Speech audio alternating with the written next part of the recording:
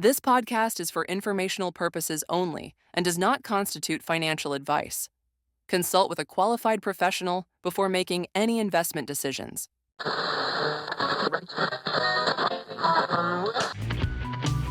Welcome to The Wire, Agent Edition, the week in real estate presented in digestible bites. Hold on while our AI hosts take us on another ride through this week's top real estate headlines. Welcome back to the Deep Dive, everyone. Let's jump straight into what's been buzzing in the real estate world lately, especially for you agents out there. Yeah, absolutely. We've pulled together a bunch of reports, some expert takes. To really dig into what's important right now, give you some actionable insights. Exactly. Our mission today basically is to look at surveys on how optimistic you're feeling, maybe a seasoned broker's view on open houses. Right. Some practical tips for talking with clients, advice on guiding sellers through like home improvements. Oh yeah, the prep stuff. And even a glimpse at how AI is fitting into the picture. It's all about giving you a clearer, sharper view of the current landscape. Okay, so to kick things off, let's talk about agent sentiment. How are y'all feeling? We've got this March sentiment survey from Real Brokerage, and it's pretty interesting, actually, despite all the economic chatter and mortgage rates hanging around 7%. It's high. Yeah. A solid 69% of their roughly 500 agent respondents said they were actually feeling more optimistic or even significantly more optimistic about their local market. Compared to the month before, right? Exactly, compared to February. Plus, almost half thought the spring market was stronger than they'd anticipated. Wow, okay. That's quite strong considering. But what's fascinating here is when you put that next to, say, the April survey from John Burns Research and Consulting. Okay, what did they find? Well, they found that 50% of agents reported weaker than normal sales. Now, hang on. That's actually an improvement from the 57% who said the same thing a year ago. So better, but still. Still half saying it's weaker than normal. Right. But nationally, 40% are expecting good sales in the next 6 months. And that outlook is, better than what we saw last summer.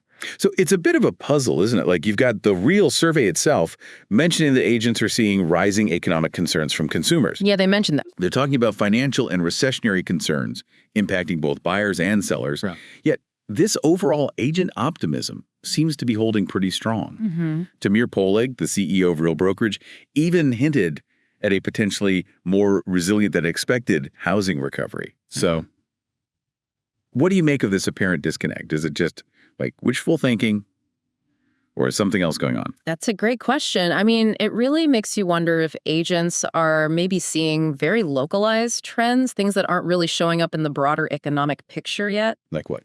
Well, maybe. Are certain suburban areas seeing a surge in investor activity, perhaps? Something that's boosting agent sentiment locally, even if the traditional owner-occupier market is, facing headwinds. Oh, okay. So hyperlocal stuff. Exactly. Understanding those hyperlocal dynamics could be key. And also, let's be honest, it's sales, right? Maintaining a positive outlook is kind of crucial for motivation, for client confidence. True. But is there a risk?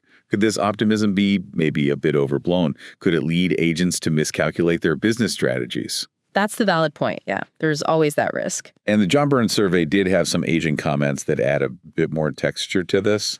We heard about uncertainty around potential economic moves. Right. And sellers, especially those with those super low interest mortgages, being hesitant, really hesitant to put their homes on the market. Yeah, the lock-in effect, it's real. So it's not like the economic worries are being completely ignored by agents on the ground. No, definitely not. Right. So the optimism might be more about maybe adapting, finding opportunities within this complex environment rather than this belief that all the economic headwinds have just disappeared. Okay, so resilience within the complexity. Yeah, maybe. If we zoom out a bit, this resilience could indicate a housing market that's, more nuanced than just being dictated by those big macroeconomic trends we all read about. Okay, that makes sense. Let's shift gears a bit. Our second big theme, the market balance, and this potential comeback for open houses. Oh, interesting. Yeah. The Real Brokerage survey had a pretty notable finding here. For the first time since January of this year, more agents, 35%, said they were seeing a buyer's market. More than a seller's market. Yeah, compared to the 32% who still saw a seller's market. The rest, about a third, called it balanced. But that's a real swing, having more call it a buyer's market. And the John Burns data kind of echoes this shift, doesn't it? How so? They found that nationally, 51% of agents reported that buyers outnumbered sellers. Now get this, that number was a much higher 76% just a year ago. Wow, 76 down to 51? That's significant. Yeah. So both sets of data clearly point towards a market that's, moving towards a more balanced state. Less frenzy, maybe more negotiation room. Right. And building on this idea, this shifting market where buyers might have a bit more leverage, it brings up an interesting prediction. Okay. From veteran broker Phil Ferranda. In his Agents Decoded article, he's anticipating a real surge, a boom, he calls it, in open house popularity. A boom. Why now? Especially with the NAR settlement stuff. Well, exactly because of the NAR settlement. For listeners who might not be fully up to speed, that settlement involves big changes around buyer representation agreements. Right. How buyers connect and commit to agents. Precisely. And Ferranda argues that before these changes, potential buyers could often tour homes with an agent without a formal commitment, right? Just looking around. Yeah, that was pretty common. But now, especially in places like New York, he mentions, even those, quote, casual tire kickers are facing agency disclosures, written agreements, just to see a property with an agent. Ah, okay. So the barrier to just seeing a house with an agent is higher now. Exactly. So as Ferranda sees it, open houses are going to become the main way, the go-to way for unrepresented or uncommitted buyers to walk through homes. Without immediately having to sign on the dotted line with an agent. Makes sense. Yeah. He even contrasts this with, like, the Great Recession when open houses weren't such a focus because demand was just so low. Different dynamic now. So what's really fascinating here is the potential shift in how consumers might view open houses.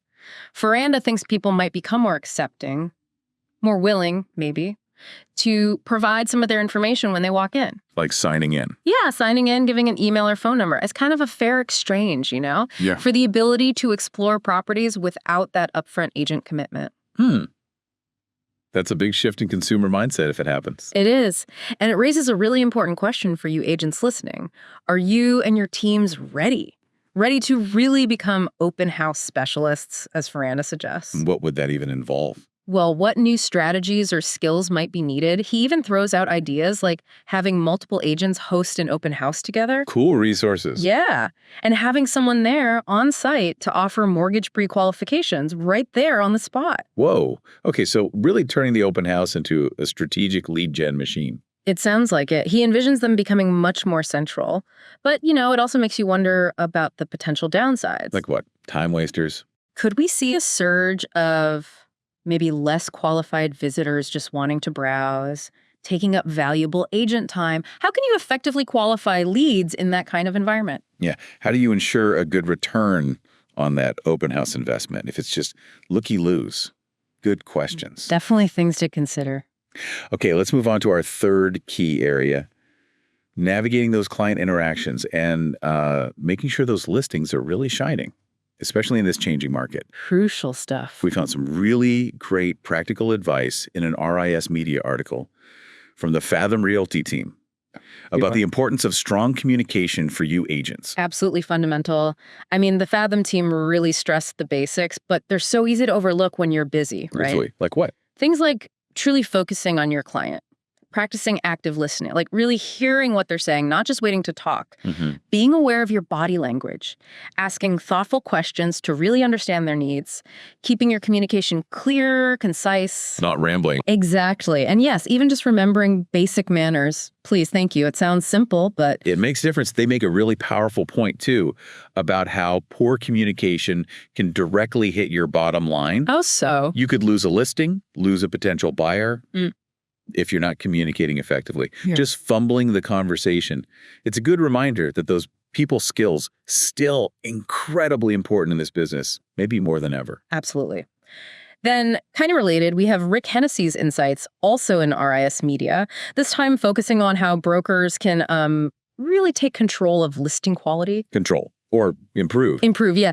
That's a better word. He acknowledges the ethical side of, maybe turning down a listing outright. That's tricky. But his emphasis is on how brokers and agents can proactively work with sellers to boost their property's appeal before it hits the market. Okay, so being a partner in the prep, what kind of advice? Very hands-on stuff. Focusing on those crucial first impressions, curb appeal, obviously. Always key. He talks about addressing any deferred maintenance issues, things like roof repairs, maybe tree removal, which he notes, interestingly, are becoming super important for insurance reasons now, too. Oh, right. Insurance companies are getting picky. Very. Yeah. He also highlights the impact of like fresh interior paint, updated flooring, and improvements to those key areas, kitchens and bathrooms. Which ties right into that bright MLS research we saw, didn't it?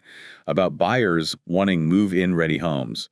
All right. And for anyone unfamiliar, MLS is the multiple listing service, the big database. Exactly. Buyers seem less willing or maybe less able financially to take on big projects right after buying. So Hennessy's approach is about being proactive, educating sellers on strategic upgrades. Strategic being the key word, things that actually offer a return. Right. It's about adding value for the client, potentially getting a quicker sale, maybe a higher price, rather than just listing it as is and crossing your fingers. Okay, proactive improvements, Sure. but then we get a bit of a counterpoint, don't we? We do. From Michael Kataravas, also writing for RES Media, he has his Don't Bother list for sellers. The don't bother list. Love it. What's on it? Well, he advises you agents to caution sellers against sinking money into pre-listing improvements that might just not be necessary. Wasted effort, wasted cash. Okay, like what specifically? He mentions things like minor cosmetic fixes. Yep. You know, a slightly outdated vanity, maybe some small scuffs here and there. Stuff a buyer might want to change anyway. Exactly. Most driveway cracks, unless they're like gaping holes or a safety hazard, minor electrical quirks, and even older appliances if they're still working reasonably well. Okay. And what's the rationale there? Just save the money. Basically, yeah. His thinking is wait for the inspection reports, see what the buyers actually flag as concerns during negotiations. Don't fix things preemptively that might not even come up. That makes sense too. It's a delicate balancing act, isn't it? Totally. You want the home to present well, attract buyers, get top dollar. Yeah. But you also don't want your sellers flushing money down the drain on upgrades that aren't going to provide a solid return. Precisely. Kataravas' point that the house doesn't need to be in perfect, like, showroom condition up front is a really valuable perspective for sellers to hear. So how do you navigate this as an agent? When do you push for those curb appeal things Hennessy mentioned? And when do you advise sellers, you know what, let's hold off on those smaller interior fixes like Kataravas suggests? Yeah, that's the million-dollar question, isn't it? I think it really comes down to understanding the current market conditions in your specific area, your specific neighborhood. Hyperlocal again. Always. Mm-hmm. And knowing your target buyer demographic. Are buyers in your market generally looking for completely turnkey properties? Or are they more open to putting in a little sweat equity? It's about having those really honest, data-informed conversations with your sellers, weighing the potential return on investment for different types of improvements, and not just throwing money at every perceived flaw because you saw it on a TV show. Right. Manage expectations based on local reality. Exactly. Okay, so as we start to sort of pull these threads together, there was one surprising insight that really jumped out at me from that real survey again. Oh, yeah. What was that? Well, affordability. It's still a major concern for buyers, obviously. That hasn't changed much. Still number one, probably. Pretty much. Yeah. But the broader economic uncertainty, things beyond just house prices and rates, that has actually more than doubled as a primary barrier for buyers since January. Doubled. Wow. So it's not just, can I afford this house anymore? It seems like it's shifting. It's becoming more about, can I afford this house and feel secure given everything else going on in the economy, job stability, inflation, that wider anxiety. That's a crucial point for you agents to keep in mind. Absolutely. It suggests that your conversations with buyers might need to go beyond just the mortgage payment and the down payment. You need to address the bigger picture fears. Yeah. They're likely carrying these broader economic anxieties. And addressing those concerns with, informed insights about the local market stability, the long-term value of home ownership, that could be more important than ever right now. Building that confidence, that trust. Exactly. So let's boil it down. What's the big takeaway for you, our listeners, from everything we've covered today? What's the bottom line? I think the key message really is that in this shifting market, your role as an informed, adaptable guide is just absolutely critical, more critical than maybe it's been in years. Because things are less certain. Exactly. We're seeing signs of a more balanced market. Buyers are navigating this landscape filled with, as we just discussed, significant economic uncertainty. So your ability to communicate clearly With both buyers and sellers. Absolutely. To offer that strategic advice on preparing homes for sale, really knowing when to invest and when to hold back. The Hennessy versus Catarevis balance. Right. And to really embrace the evolving role of things like open houses. That combination will be what sets you apart. Being that trusted resource who genuinely listens, who understands these evolving dynamics, that's going to be your biggest asset. Couldn't agree more. And it reminds me of something Victor Lund at WAV Group Consulting said. In a world where AI is playing an increasing role, and it is. Definitely. Your human connection, your empathy, your expert guidance, those things are truly irreplaceable. AI can't replicate that genuine understanding and reassurance. A human element, yeah. That ability to connect with clients on a personal level, address their underlying anxieties, guide them through a complex emotional process, that is what distinguishes a truly successful realtor. Always has, always will. Well said. So there you have it. Another deep dive into the trends, the shifts, the thinking shaping the real estate world right now. We really hope this has given you some valuable insights, some food for thought to take into your week. Yeah, absolutely. And we encourage you to think about how these trends are actually playing out in your own local markets. Are you seeing that same agent optimism we talked about? Or are you seeing more caution? Right. How are you planning to approach open houses in this potentially new environment? Are you tweaking your seller advice on pre-listing prep? We genuinely love to hear your experiences, your strategies. Keep those connections strong. Keep learning. Keep adapting. That's the name of the game. And we'll catch you next time for another insightful deep dive right here. If you're interested in your own personalized edition of The Wire, please visit us at thewire.fm/custom. We offer market-specific podcasts with all the latest real estate news and market analysis delivered to you weekly or monthly. Own your market with a personalized edition of The Wire, the week in real estate. Thank you for listening.